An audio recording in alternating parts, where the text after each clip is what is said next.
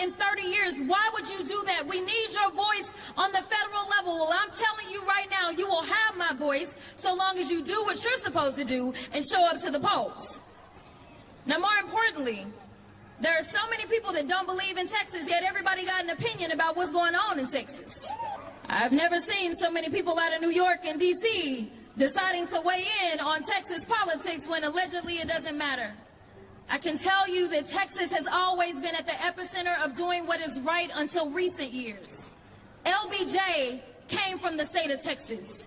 LBJ signed the Voting Rights Act into law. LBJ signed the Civil Rights Act into law. Do you know where Roe v. Wade initiated? It initiated right there in Texas 30. That set the world on fire. Women finally were getting some semblance of equity in this country, and it was led by Texas. Do you know the last governor that we had that was a Democrat in the state of Texas? Ann Richards.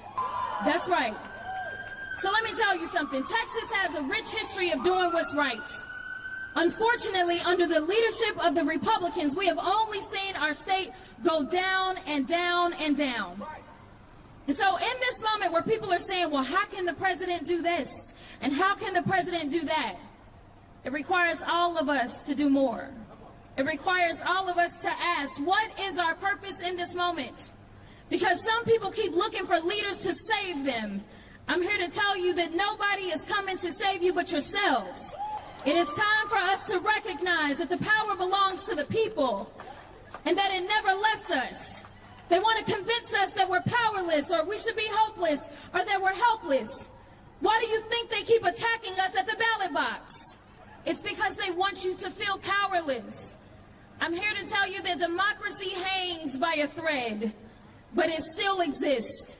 The reason that the president recently said maybe we should federalize our elections, he knows he's losing. The things that matter to Texans and frankly Americans is about how in the heck are we going to pay to put a roof over our head. And right now we know that we have a president that only has concepts of a plan. He doesn't have a plan to make life more affordable, whether we're talking about housing or education or putting food on the table. But unfortunately, one thing that this president is excellent at, it is division. It is division.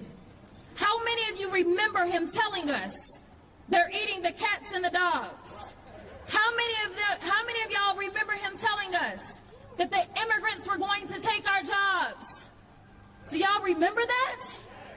How many people heard him say things like it's the trans people that are causing